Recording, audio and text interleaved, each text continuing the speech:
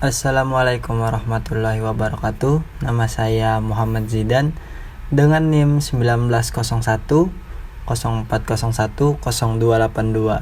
Di sini saya akan membahas mind mapping yang telah saya buat untuk mata kuliah metodologi dakwah. Yang pertama yang akan kita bahas yaitu pengertian dari metodologi dakwah, bentuk-bentuknya, sumber, dan penerapan metodologi dakwah. Kita akan memasuki pengertian metodologi dakwah. Islam adalah agama dakwah dan dakwah adalah watak dari ajaran Islam. Dalam rangka pengaktualisasian konsep ajaran, inilah Islam mengembangkan metode dan strategi dakwah yang secara historis telah diteladankan oleh Rasulullah SAW. Yang kemudian dalam rangka mencapai tujuan dakwah ini haruslah dengan metode dakwah yang berisikan ilmu pengetahuan dengan mempelajari cara-cara berdakwah yang efektif dan efisien yang sesuai dengan kondisi dan situasi saat itu. Pentingnya mempelajari metodologi ilmu dakwah karena esensi dakwah ialah menyeru manusia kepada al-haq, memerintahkan segala sesuatu bentuk kemungkaran dari seluruh aspek kehidupan manusia dan masyarakat, yang selanjutnya menciptakan suatu umat terbaik atau sering disebut khairuh ummah, menjadi muslim yang berkualitas yang nantinya oleh Allah dijanjikan akan memperoleh ridho dan surga. Yang kedua, kita akan membahas bentuk-bentuk. Yang pertama ada bentuk metode hikmah. Kata hikmah dalam Al-Quran disebutkan sebanyak 20 kali, baik dalam bentuk nakirah maupun ma'rifat. Bentuk masdarnya adalah hukuman, yang diartikan secara makna aslinya adalah mencegah. Jika dikaitkan dengan hukum, berarti mencegah dari kezaliman. Dan jika dikaitkan dengan dakwah, maka berarti menghindari dari hal-hal yang kurang relevan dalam melaksanakan dakwah.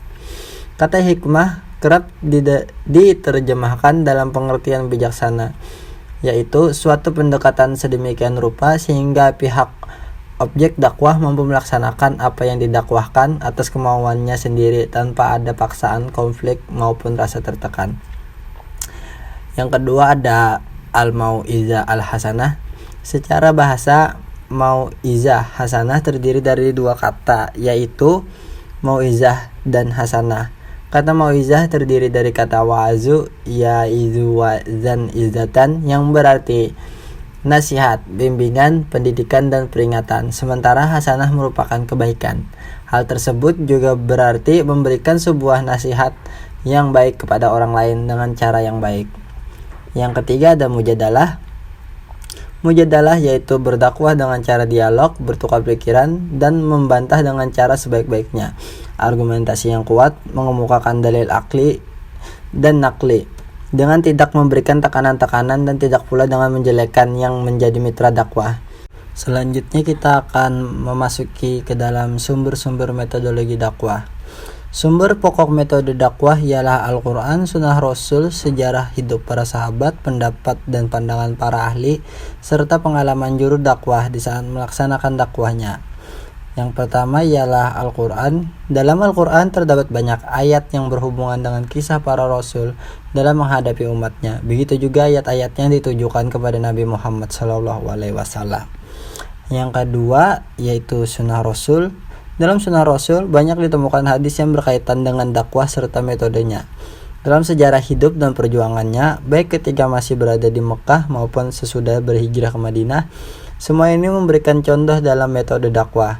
Karena Rasulullah telah melalui kondisi dan situasi yang mungkin sama dengan kondisi dan situasi yang dihadapi juru dakwah pada setiap masa dan tempat.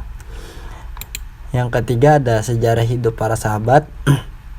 Dalam sejarah hidup para sahabat besar dan para tabi'in cukuplah memberikan contoh yang berguna bagi juru dakwah, karena mereka adalah orang-orang yang lebih tahu tentang ajaran agama dan ahli dalam berdakwah serta berbagai pengetahuan yang berguna dan bermanfaat bagi pengembangan dakwah Islam. Yang keempat ada pendapat para ahli. Ahli di sini adalah mufasir, muhaditsin, dan fuqaha. Fuqaha adalah orang yang ahli dalam menggali hukum Islam dari sumber-sumber atau dalil-dalil syariat. Adapun mufasir adalah orang yang ahli dalam menafsirkan ayat-ayat tentang metode dakwah. Muhaddisin adalah ahli hadis, yakni mereka yang ahli dan menekuni bidang kajian ilmu hadis untuk menggali berbagai hadis Nabi. terutama yang berkaitan dengan kegiatan dakwah Islam, termasuk di dalamnya tentang cara berdakwahnya Rasulullah SAW. Yang kelima yaitu pengalaman dai. Pengalaman juru dakwah merupakan kumpulan hasil interaksinya dengan orang banyak, merupakan penerapan teori-teori yang dipahaminya dari sumber-sumber terdahulu. Setiap juru dakwah hendaklah mampu memanfaatkan pengalamannya dan pengalaman orang lain dalam menerapkan berbagai metode dakwah. Kita kembali ke menu mind mapping metodologi dakwah dan akan melanjutkan pembahasan dari metode. Metode ada terbagi 6, yaitu personal, pendidikan, penawaran, misi, korespondensi, dan diskusi. Yang pertama akan kita bahas yaitu metode personal. Metode semacam ini terjadi dengan cara individual, yaitu antara dai dan mat'ul. Langsung bertatap muka sehingga materi yang disampaikan langsung diterima, dan biasanya reaksi yang ditimbulkan mat'ul langsung diketahui. Pendekatan ini Rasul lakukan untuk mencegah guncangan reaksioner di kalangan masyarakat Quraisy yang pada saat itu masih percaya dengan kepercayaan animisme warisan leluhur mereka. Yang kedua ada metode pendidikan. Pada zaman Rasul, pendidikan ini dicontohkan dengan mendatangkan rumah ke rumah atau menjadikan salah satu rumah sahabat untuk dijadikan tempat pemberian materi-materi Islam, seperti rumah Al-Arqam bin Abi Arqam yang dijadikan tempat pertama menyampaikan materi-materi pendidikan Islam. Yang ketiga ada metode penawaran. Menurut Profesor Dr. Kiai Haji Ali Mustafa Yakub MA, cara-cara Nabi Muhammad SAW dalam berdakwah kepada mat'unya dengan ungkapan wa'arada nafsahu ala al-kabail, yang secara harfiah berarti Nabi Muhammad SAW menawarkan atau memperlihatkan dirinya kepada mat'unya. Sementara kalimat-kalimat yang beliau katakan kepada mereka di samping mengajak mereka untuk beriman kepada Allah Subhanahu wa Ta'ala tanpa menyekutukannya, beliau juga menawarkan diri beliau untuk diberi jaminan keamanan dari mereka. Yang keempat ada metode misi. Yang pertama mengajarkan tauhid mengutip buku 42 hadis metode dakwah Nabi oleh Nur Fakih. Misi dakwah pertama Rasulullah adalah mengajarkan tauhid. Yang kedua memperbaiki akhlak manusia. Misi kedua Rasulullah ialah memperbaiki dan menyempurnakan akhlak manusia. Rasulullah bersabda, sesungguhnya aku ini diutus adalah untuk menyempurnakan akhlak manusia. Hadis riwayat Bukhari. Yang ketiga menjadi rahmatan lil alamin. Misi Rasulullah yang ketiga ialah menjadi rahmatan lil alamin, yaitu sebagai rahmat bagi alam semesta. Allah Subhanahu wa Ta'ala berfirman, dan tiadalah kami mengutus kamu melainkan untuk menjadi rahmat bagi semesta alam. Yang kelima ada metode korespondensi. Menurut ahli sejarah, Muhammad bin Sa'ad sebagaimana dilansir oleh Yakub tahun 1997 disebutkan dari keseluruhan surat-surat Rasulullah yang pernah ada tercatat ada sekitar 105 buah surat yang telah ditulis lengkap dengan sanadnya. Sementara untuk lebih khusus dalam hal jumlah surah-surah yang pernah disampaikan Rasulullah kepada para penguasa belum dapat dipastikan jumlahnya. Tentunya jumlah surat seruan yang telah dibuat oleh Rasulullah lebih dari 5 buah sebagaimana yang telah menjadi tema dalam penyusunan penulisan ini. Ketika muncul gagasan untuk mengirimkan surat-surat seruan yang ditujukan kepada para penguasa itu, situasi yang berlangsung dalam masyarakat Islam di Madinah sangat kondusif. Keadaan seperti itu jelas sangat memungkinkan bagi Rasulullah untuk menyampaikan banyak surat seruan yang ditujukan kepada para pemimpin yang ada di Jazirah Arab maupun wilayah-wilayah yang di luar Jazirah Arab. Yang keempat ada metode diskusi. Metode diskusi dai sebagai narasumber sedangkan mat'u sebagai audiens, tujuannya ialah untuk pemecahan problematika yang ada kaitannya dengan dakwah, sehingga apa yang menjadikan permasalahan dapat ditemukan jalan keluarnya. Pada masa sembunyi-sembunyi, diskusi masih dalam seputar ketauhidan atau apa-apa saja ajaran Islam itu, dan juga mengenai kehidupan setelah mati. Selain itu, diskusi pada kondisi seperti ini tidak leluasa karena harus sembunyi-sembunyi. Kita kembali lagi ke menu mind mapping dan akan membahas metodologi dakwah Khulafaur Rasyidin. Dan di dalam metodologi dakwah Khulafaur Rasyidin ada 12 metodologi dakwah, yaitu ceramah, misi bisah, korespondensi, ekspansi, tanya jawab, karya tulis, diskusi, konseling, kelembagaan, keteladanan, propaganda, dan silaturahim. Yang pertama adalah metode ekspansi. Metode ekspansi yang disebut ialah penyebaran agama Islam yang dilakukan dengan cara ekspansi atau perluasan wilayah. Yang kedua ada metode tanya jawab. Metode tanya jawab adalah metode yang dilakukan dengan menggunakan tanya jawab untuk mengetahui sejauh mana ingatan atau pikiran seseorang dalam memahami atau menguasai dakwah. Di samping itu juga untuk merangsang perhatian mat'u. Seorang mat'u juga dapat mengajukan pertanyaan kepada seorang dai tentang materi yang belum dikuasai oleh mat'u, sehingga akan terjadi suatu hubungan timbal baik antara dai dan mat'u. Yang ketiga ada metode karya tulis. Metode karya tulis dengan dikumpulkannya lembaran-lembaran sebagai mushaf, dan pada masa Khalifah Utsman bin Affan dibukukan menjadi sebuah Al-Quran. Yang keempat ada metode diskusi, misalnya seperti Abu Bakar. Beliau berdiskusi dengan Cyrus, pemimpin Romawi, dan terjadi kesepakatan untuk berdamai. Yang kelima ada metode konseling. Pada masa Khulafaur Rasyidin, para khalifah mengajarkan secara langsung cara membaca Al-Quran, tata cara berwudu, salat, dan cara-cara yang lainnya dalam hal apapun yang dirasa belum diketahui oleh umat. Yang keenam ada metode kelembagaan. Pada masa Khalifah Umar bin Khattab sudah mampu mengatur dalam sebuah kelembagaan yang disebut Baitul Mal, yang berfungsi sebagai tempat penyimpanan harta kekayaan negara. Yang ketujuh ada metode ceramah. Metode ceramah, metode yang dilakukan untuk menyampaikan pesan-pesan dakwah dengan ceramah yang dilakukan di masjid-masjid. Yang kedelapan ada metode misi. Penyebaran agama Islam ke berbagai wilayah dilakukan dengan cara mengutus para dai. Apabila ada yang menentang atau memberontak, maka dilakukan peperangan atau jihad. Yang kesembilan ada metode korespondensi. Sebelum para dai dikirim ke daerah-daerah yang akan didakwahi, terlebih dahulu dikirim surat sebagai pengantar. Yang kesepuluh ada metode keteladanan. Para Khulafaur Rasyidin memiliki sifat yang cerdik, pandai, adil, dermawan, dan bijaksana dalam mengambil keputusan. 11. Metode propaganda. Di dalam proses dakwah pasti terdapat unsur propaganda guna untuk mempengaruhi seorang mat'u. Yang terakhir, yaitu nomor 12, adalah metode silaturahim.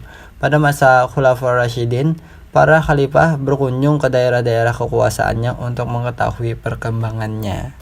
Kita akan kembali lagi ke mind mapping dan akan membahas metodologi dakwah Wali Songo dan sekaligus hasil karya beliau. Ada Sunan Kalijaga, Sunan Bonang, Sunan Derajat, Sunan Muria, Sunan Ampel, Sunan Kudus, Sunan Gunung Jati, Sunan Gresik, dan Sunan Giri. Yang pertama Sunan Gresik. Siapa beliau? Ajaran yang beliau gunakan dalam menyebarkan ajaran Islam adalah dengan melayani kebutuhan masyarakatnya setiap harinya dan menunjukkan atau mengamalkan ilmu yang dimiliki oleh Maulana Malik Ibrahim dalam menyebarkan ajaran agama Islam. Beliau tidak langsung mengajarkannya apa itu Islam, akan tetapi melalui jalur pemenuhan kebutuhan dasar manusia dan berdakwah dengan cara yang dapat diterima oleh akal pikiran manusia, sehingga agama Islam dapat diterima oleh manusia. Hasil karya dari Sunan Gresik ialah Sunan Gresik yang diangkat sebagai Syah Bandar ini mendirikan pesantren pertama. Selanjutnya ada Sunan Ampel. Metode dakwah Sunan Ampel dikenal ada istilah mohlimo dari bahasa Jawa yang berarti tidak mengerjakan 5 hal tercela. Di antaranya moh main, tidak berjudi, moh ngombe, tidak mabuk-mabukan, moh maling, tidak mencuri, moh madat, tidak mengisap candu, dan moh madon, tidak berzina. Metode dakwah ini terbukti dapat memperbaiki moralitas masyarakat yang konon saat itu telah merosot sampai pada level yang memprihatinkan. Inilah salah satu alasan mengapa Prabu Sri Kertawijaya memberikan keleluasaan kepada Sunan Ampel menyebarkan Islam kepada semua tingkatan sosial masyarakat. Di Ampel, beliau mendirikan sarana ibadah yang kini menjadi Masjid Sunan Ampel dan sarana pendidikan untuk menunjang internalisasi ajaran dan nilai-nilai keislaman menggantikan keyakinan lama. Hasil karya Sunan Ampel ialah mendirikan pesantren Ampel Denta. Selanjutnya ada Sunan Bonang. Metode dakwah yang beliau pakai ialah ajaran yang dibawa oleh Sunan Bonang dalam menyiarkan agama Islam dengan menggunakan cara menciptakan alat musik Jawa yang biasa disebut gending-gending, dan para wali lainnya membuat gending-gending Jawa untuk berdakwah, dan diciptakanlah gending-gending Jawa itu penuh dengan ajaran-ajaran agama Islam, dan gending-gending tersebut banyak disukai atau disenangi oleh masyarakat. Dan ketika rakyat berkumpul dengan Sunan Bonang untuk belajar tembang, tanpa sengaja mereka yang belajar tembang sudah diajarkan ajaran Islam dan mereka telah diberi pelajaran agama Islam yang terdapat di dalam tambang tersebut. Dan beliau berdakwah secara berkeliling dari daerah yang satu ke daerah yang lainnya. Hasil karya Sunan Bonang juga sering berdakwah dengan menggunakan wayang, selain dengan menggunakan gamelan. Selanjutnya ialah Sunan Derajat. Metode dakwah. Ajaran yang dibawa oleh Sunan Derajat dalam menyebarkan agama Islam dengan menggunakan cara yang bersumber dari Al-Quran, Sunnah, Ijma, Qiyas seperti Sunan Ampel ayahnya. Dengan ilmu yang sangat luas sehingga Sunan Derajat gampang dalam menyebarkan ajaran agama Islam terhadap masyarakat setempat. Hasil karya beliau ialah beliau terkenal sebagai ahli ukir. Dalam menyebarkan Islam, Sunan Derajat seringkali menggunakan gamelan Jawa. Salah satu karya yang masih disukai masyarakat Jawa sampai saat ini yaitu gending pangkur. Selanjutnya ada Sunan Kudus. Metode dakwah yang beliau pakai ialah ajaran yang dibawa oleh Sunan Kudus dalam menyebarkan agama Islam dengan menggunakan cara menyampaikan secara lisan atau dakwah bilisan. Suatu ketika beliau membeli sapi dan diletakkan di depan rumahnya, sedangkan masyarakat sekitarnya rata-rata beragama Hindu-Buddha. Semua tahun mereka sapi adalah hewan suci yang gak boleh disembelih, dan barang siapa yang menyembelihnya akan mendapatkan dosa. Suatu hari penduduk sekitarnya berkumpul di depan rumah beliau dan beliau menjelaskan tentang sapi tersebut. Karena pada waktu kecilnya kehausan dan disusui oleh sapi tersebut, dan penduduk kagum atas penyampaian Sunan Kudus. Dan beliau adalah Dewa Wisnu, dan beliau menceritakan tentang surah Al-Baqarah yang artinya sapi di dalam Al-Quran, dan penduduk tersebut semakin melaksanakan ajaran Islam, dan mereka setiap hari selalu mendatangi rumah beliau untuk belajar agama Islam. Hasil karya beliau ialah peninggalan yang cukup unik dari Sunan Kudus, yakni Kris Cintoko, 2 tombak, serta hasil karya seni berupa tambang. Karya tembang yang cukup terkenal yakni tembang Asmarandana, isinya berupa nasihat dan nilai-nilai penting dalam ajaran Islam. Sunan Giri. Metode dakwah yang beliau pakai, ajaran yang dibawa oleh Sunan Giri dalam menyebarkan agama Islam dengan menggunakan cara membuat wayang kulit, tempatnya pada peresmian Masjid Demak. Dengan wayang kulitlah sebagai media dakwah yang digunakan oleh Sunan Giri. Akan tetapi beliau mengubahnya. Wayang kulit tersebut yang awalnya seperti manusia karet, dalam Islam tidak diperbolehkan yang menyerupai manusia. Hasil karya, Sunan Giri menggunakan seni untuk menyiarkan agama Islam. Seni itu berupa seni tembang dan permainan seperti permainan anak-anak jamuran, jelungan, bendigerit, gula ganti, cublak-cublak sueng, tembang lir-ilir, dan lain sebagainya. Ia juga menciptakan gending Asmaradana dan pucung. Sunan Kalijaga. Ajaran yang dibawa oleh Sunan Kalijaga dalam menyebarkan agama Islam dengan menggunakan cara kesenian sebagai sarana dakwah, seperti seni wayang yang dahulu penuh dengan ajaran Hindu dan Buddha, akan tetapi sekarang menjadi seni wayang yang penuh dengan ajaran agama Islam yang diajarkan oleh Sunan Kalijaga. Begitu pula dengan hiburan-hiburan yang bersifat Islami, dan beliau merupakan wali yang paling kreatif dalam keseniannya. Hasil karya, dialah pencipta baju takwa, perayaan Sakatenan, Grebek Maulud, layang Kalima Sada, lakon wayang Petruk Jadi Raja, lanskap pusat kota berupa keraton, alun-alun dengan 2 beringin, serta masjid dipercayai sebagai karya Sunan Kalijaga. Selanjutnya Sunan Muria. Ajaran yang dibawa oleh Sunan Muria dalam menyebarkan agama Islam dengan menggunakan kesenian seperti wayang kulit dan gamelan sebagai sarana dakwahnya, dan beliau satu-satunya wali yang mempertahankan kesenian dalam dakwahnya. Dan beliau sangat mengutamakan dakwahnya terhadap masyarakat pedagang, nelayan, pedesaan, dan rakyat jelata dengan cara yang sangat halus. Hasil karya, Sunan Muria juga dikenal sebagai pencipta tembang Macapat, yakni Sinom dan Kinanti. Yang terakhir ada Sunan Gunung Jati. Ajaran yang dibawa oleh Sunan Gunung Jati dalam menyebarkan agama Islam dengan menggunakan cara tidak bekerja dengan sendirinya. Beliau selalu mengikuti musyawarah dengan wali yang lainnya dan membantu dalam pembangunan Masjid Demak, dan selalu mencoba untuk mendekati masyarakat agar lebih mudah dalam menyampaikan ajaran agama Islam dan menghubungkan antara daerah yang satu ke daerah yang lainnya dalam menjalankan dakwahnya. Hasil karya, membangun infrastruktur berupa jalan-jalan yang menghubungkan antara wilayah, melakukan ekspedisi ke Banten, dan memanfaatkan pengaruhnya sebagai cucu kerajaan Pajajaran menyebarkan Islam dari pesisir Cirebon ke pedalaman Pasundan atau Priangan. Sampai di sini saja penjelasan mind mapping metodologi dakwah yang dibuat oleh saya. Saya Muhammad Zidan undur diri. Wassalamualaikum warahmatullahi wabarakatuh.